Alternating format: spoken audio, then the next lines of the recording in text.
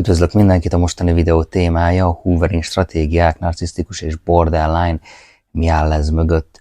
Hoovering kifejezést a Sam Vaknin alkotta meg, a kifejezés az a Hoover porszívó márkából ered, amely nagyon híres az erőteljes szívó erejéről. Tehát a hoovering az elsősorban a narcisztikus személyek manipulációs taktikájára utal, és ezt arra használják, hogy korábbi partnereiket visszacsábítsák a kapcsolatba. Ez a viselkedés, a hoovering, a visszaporszívózás, az magában foglalja a bocsánatkéréseket, meg lehet figyelni a nagy fogadkozásokat, a jövőszínlelést, romantikus gesztusokat, ígéreteket mindenféléről, vagy éppen egy másik végletet, fenyegetések alkalmazását, mindez azzal a céllal, hogy visszaszerezzék a kontrollt. Még a hoovering az leginkább a narcisztikus személyiségzavarral élő személyek viselkedésével lehet összefüggésben, tehát itt figyelhetünk meg egy szorosabb összefüggést, ugyanakkor a borderline személyiségzavarral küzdő személyeknél is megfigyelhető. Azonban a motivációk és a viselkedésnek a dinamikája az nagy mértékben különbözik a két személyiségzavar esetében. Ebben a videóban pedig részletezem a hoovering alkalmazását, mind a narcisztikusnál, mind a borderline-nál, és megnézzük, hogy hogyan is néz ki ez náluk. Kezdjük akkor a narcisztikusokkal, hoovering, a narcisztikus személyiségzavarnál, mi a motivációkat figyelhetünk itt meg, természetesen narcisztikusoknál a kontrollt és a hatalmat, tehát a narcisztikusoknak a többség az azért használja a hooveringet, hogy visszaszerezze a kontrollt, az irányítást, a hatalmat a korábbi partnere felett. Továbbá meg kell említeni, hogy patológiás narcisztikusnál eszményi képfixáció van a fejében, tehát nincs meg az a képessége arra, hogy a korábbi partnereikről alkotott eszményi képet, amit a fejükben, az elméjükben létrehoztak, azt megsemmisítsék, tehát az eszményi kép egy patológiás narcisztikusnak a fejében az állandó, és ez egyfajta fixáció, nem tudnak vele mit kezdeni, ezért időről időre visszatérhetnek, vagy legalábbis erőteljesen próbálkozhatnak korábbi szerelmi partnereiknél. Meg kell említeni a narcisztikusoknál az ellátmányt, a narcisztikus az érzelmi és a pszichológiai táplálékot keresi, tehát amit a partnere figyelme, a csodálata és egyéb reakciói biztosítanak, ezek a reakciók, ezek lehetnek természetesen negatív reakciók és nem csak pozitív reakciók. Tehát a lényeg, hogy reakciót kapjon egy narcisztikus, mindegy, hogy milyen fajta ez a reakció, amit kap, pozitív vagy negatív, mindegyik potenciális narcisztikus ellátmánynak minősül. Nézzük meg a viselkedés módokat, amiket megfigyelhetünk narcisztikusoknál. Ugyanakkor az is fontos megjegyezni, hogy minden narcisztikus erős elhagyatottsági érzésekkel is küzd. Mint tudjuk, a narcisztikus személyek gyakran alkalmaznak különféle manipulációkat, visszacsábítsák korábbi partnert, vagy újra kapcsolatba lépjenek vele. Mint mondtam, ezek közé tartoznak a nagy ígéretek, a bocsánatkérések, romantikus gesztusok, amelyeknek a célja az érzelmi kötődésnek az újraélesztése. Gyakori manipulációs eszközök egy narcisztikusnál ígéretek, tehát a narcisztikus az megígérheti ilyenkor a nagy változásokat, jobb viselkedést, jövőbeli boldogságot, visszanyerje ezzel is a partnere bizalmát. Megfigyelhető a bocsánatkérések, tehát gyakran használják ilyenkor hoovering alatt a bocsánatkéréseket, amelyek őszintének tűnhetnek, de valójában csak eszközök a partner visszacsábítására. Ez azonban ebben a formában így nem igazán helyes, és nagyon sokan ezt így mondják, mint ez valami nagyon tudatos dolog lenne a narcisztikusoknál, azonban ez nem egészen igaz így, tehát egy eszményi kép fixációja miatt a narcisztikus ugye létrehozott a partneréről egy ilyen csodálatos, fantasztikus eszményi képet, nem tudja ezt a képet leértékelni, így a visszaporszívózásnál teljesen kétségbe esett egy narcisztikus, és komolyan gondolja, amiket neked mond, de ahogy a partnere beadja a derekát, a ciklus az viszont újraindul, tehát a bántalmazás az nagyon rövid időn belül újra kezdődik. Aki pontosabban szeretné megérteni, hogy miért kezdődik mindig egy narcisztikus kapcsolatban újra a bántalmazásnak a körforgása, az nézze meg az Osztott Fantázia című videómat, ugyanis ebben nagyon részletesen kifejtem ezt az egész témát. Ennek a videónak a végére akkor majd ide beteszem a szokásos helyekre ezt az ajánlott videót, az Osztott Fantáziát. Megfigyelhetünk romantikus gesztusokat is a narcisztikusoknál, tehát virágok, ajándékok, romantikus randevúknak a szervezése, hogy újra felidézzék a kapcsolatnak a korábbi boldog pillanatait. Ugyanakkor megfigyelhető a másik véglet is, tehát fenyegetések, zsarolás nagyon szélsőséges esetekben a narcisztikusok fenyegetéseket vagy a zsarolásnak a különböző formáit is alkalmazhatják, hogy a partner az vagy félelmet érezzen, vagy pedig bűntudatot érezzen, és ennek hatására visszatérjen hozzájuk. Meg lehet említeni a bite és a karizmát, de ez inkább pszichopatákra jellemző, de a narcisztikusok is tudnak nagyon elbűvülő, karizmatikus viselkedést mutatni, visszacsábítsák a partnert, ez pedig magában foglalhatja azt, hogy itt is egyfajta nagyon megváltozott emberként állítják be magukat, akik megbántak mindent, akik tanultak a hibáiból, tehát őszintén bánja a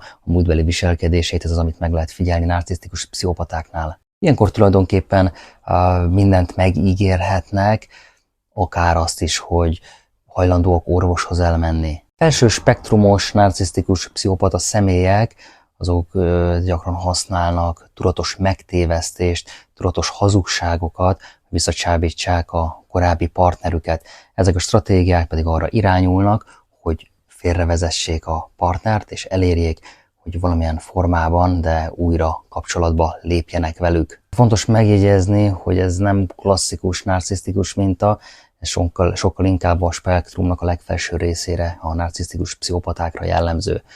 A narcisztikus pszichopata nagyon gyakran hazudozik össze-vissza, itt is alkalmazza ezt saját változásról, múltbeli eseményekről, jövőbeli terveiről, ezzel is, hogy meggyőzze partnert a visszatérésről. Használhat, nagyon gyakori, hogy használja és félrevezető információkat, vagy éppen elhallgat nagyon fontos részleteket, hogy a partner úgy érezze, hogy újra kapcsolatba kell lépnie vele. Fontos megemlíteni itt is még az áldozat szerepet, tehát a narcisztikus az előszeretettel játsza az áldozati szerepjátékot, hogy bűntudatot keltsen a partnerben, elérje, hogy visszatérjen hozzá, az áldozati szerepet a klasszikus mezei narcisztikus is alkalmazza. Ennyit erről, nézzük meg a borderline személyiségzavart. A borderline-oknál a motiváció az egyértelműen a rettegés az elhagyatottságtól, tehát ez a borderline talán egyik legnagyobb félelme, ez a legjellemzőbb vonásuk, az intenzív félelem az elhagyástól, és ez a félelem egy borderline-nál már annyira erős lehet, hogy az érintett személy tulajdonképpen bármit megtesz, hogy elkerülje az egyedüllétet, és megélje ezt az elhagyatottság érzését, mert ez annyira fájdalmas neki, hogy inkább bármi más megtesz, csak ne élje ezt meg. Ez a motiváció áll a hoovering mögött leginkább, amikor egy borderline próbálja visszaporszívózni egy korábbi partnerét. Borderline-oknál mindenképp meg kell említenünk a szorongást és a pánikot, tehát az elhagyástól való félelem az egy borderline-nál rendkívüli szorongást, nagyon súlyos pánikrohamokat válthat ki, ezek pedig sürgető cselekvésre késztetheti az érintettet, visszaporszívózásra, így tudja feloldani ezt a már-már kezelhetetlen erősségű szorongását és pánikrohamait. Borderline-ok azok állandóan keresik a megerősítést és a kapcsolat újraélesztésének a lehetőségét, hogy elkerüljék az egyedüllétet. Érzelmi stabilitásnak a keresése, mint tudjuk, a borderline személyek érzelmi instabilitásuk miatt gyakran keresnek érzelmi stabilitást és biztonságot egy külső szabályozó szerepében, tehát sok borderline-nak a párja az egyben egy külső szabályozó szerepét is betölti az életükben. Korábbi partnerhez való visszatérés eredménye az egyfajta stabilitást nyújtott számukra, hiszen a partner által tudja magát valamelyest stabilizálni egy borderline, mivel a külső, tehát a partnere az egyben egy érzelmi szabályozó szerepét is betölti náluk. Intenzív kötődés, hát mint tudjuk, a borderline-ok azok nagyon intenzíven élnek meg mindent, így nagyon erős és intenzív kötődést alakítanak ki a partnerük iránt. Ez a nagyon intenzív kötődés pedig általában arra készteti őket, hogy próbálják újraéleszteni a kapcsolatot tulajdonképpen bármilyen áron. Borderline az egyszerűen a végletekig képes elmenni, és mindent megtesz, hogy visszaszerezze a partnerét. Az ilyen kapcsolatoknak a dinamikája az természetesen nagyon szélsőséges, ugye itt is az idealizálás és a leértékelés az, ami folyamatosan váltakozik, ez pedig tovább erősíti az nagyon intenzív kötődést, tehát nagyon gyakori felállás, hogy egy borderline az egy narcisztikussal alkot egy párt, így a traumás kötődés is ki tud alakulni az állandósult le- és felértékeléstől. Menjünk a viselkedésmódokra, intenzív érzelmek, hát a borderline-oknak az érzelmei azok rendkívül intenzívek, szélsőségesek, és ez bizony a hoovering, a visszaporszívózás során is megnyilvánul. Megfigyelhetjük itt a kétségbeesett könyörgéseket, tehát az érintett személy az kétségbeesetten könyöröghet a partnerének, hogy az ne hagyja őt el, tehát hangsúlyozva az érzelmi kötődést és a kapcsolatnak a létfontosságát. Megfigyelhetők itt a nagyfokú érzelmi kitörések, tehát gyakoriak az érzelmi kitörések, mi az, amire gondolok, sírás, dühkitörések, hisztérikus viselkedés, ezeknek a célja az érzelmi kötődés megerősítése és a partnere érzelmi reakciójának a kiváltása, és itt azt lehet mondani, hogy mint láthatjuk, hogy nagyon sok hasonlóság van itt egy narcisztikussal, de mégis a lényegi különbségeket, azokat úgy tudjuk megérteni, úgy tudjuk külön választani, ha a mögöttes motivációkat értelmezzük, ezeket vesszük figyelembe, mert a lényegi különbségek azok mindig a mögöttes motivációkban vannak. Egy laikus ezeket nem veszi észre, és ilyenkor bizony általánosíthat. Megfigyelhetjük a borderline-nál a bűntudatkeltést is, tehát gyakran alkalmazzák a bűntudatkeltést, hogy visszacsalogassák a korábbi partnert.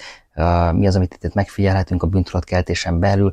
Érzelmi manipulációt, tehát az érzelmi manipuláció során a borderline az bűntudatot ébreszthet a partnerében, hogy például azzal, hogy hangsúlyozza, hogy mennyire szenved az elválás miatt, nem tud élni nélküle. Ez nagyon gyakori, hogy ezt csinálják ilyenkor a borderline-ok. Továbbá meg kell említeni itt is a felelősségnek a hárítása, tehát a partnerre hárítják a felelősséget a szakításért, azt sugallják, hogy csak és kizárólag a partnernek a visszatérése az, ami megmentheti őket a további szenvedéstől.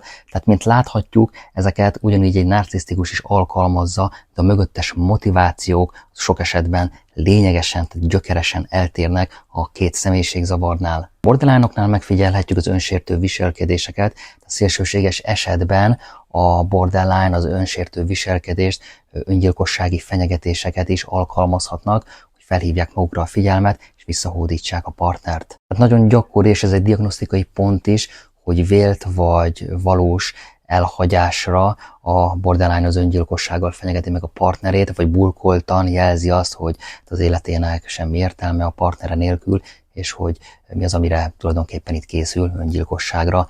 Öngyilkossági fenyegetések, diagnosztikai ponték, tehát az öngyilkossági fenyegetések drámai és szélsőséges formái a manipulációnak, amelynek sok esetben a célja, hogy a partnert az visszatérjen és megakadályozza ezt a tragédiát. Viszont az is nagyon fontos itt megemlíteni, hogy bár sok esetben igen lehet azt mondani, hogy ez egy manipulatív taktika, de nem minden esetben az, tehát mi sosem tudhatjuk, hogy pontosan mi az, ami lejátszódik egy másik ember fejében ilyenkor, ezért nagyon fontos, hogy minden öngyilkossági fenyegetést azt nagyon komolyan kell venni, tehát ez társadalmi kötelességünk is ilyenkor cselekedni, a legjobb az egy ilyen esetben, ha mentőt hívunk. Borderline személyiségzavarban szenvedő emberek körében nagyon magas az öngyilkossági kockázat, tehát statisztikai adatok szerint a borderline személyiségzavarban szenvedők körülbelül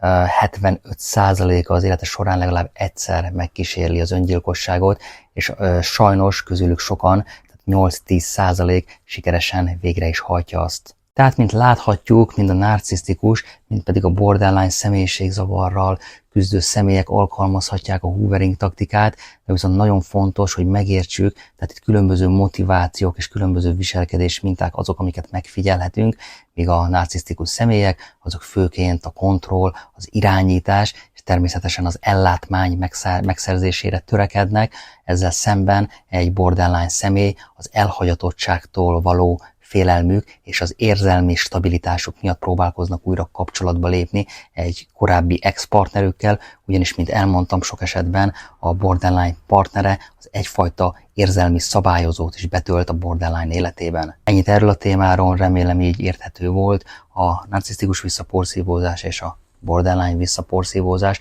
ugyanis, mint elmondtam, nagyon fontos, hogy a mögöttes motivációkat, azokat kell megfigyelni. Mert ez sok esetben gyökeresen eltér a két személyiségzavarnál. Köszönöm a figyelmet, ha informatívnak találtad, akkor nyomj egy lájkot, csatornámon nagyon sok videó van már, közelítünk a 400-hoz, lehet valamelyik kérdésedre megtalálod a választ, nézz szét!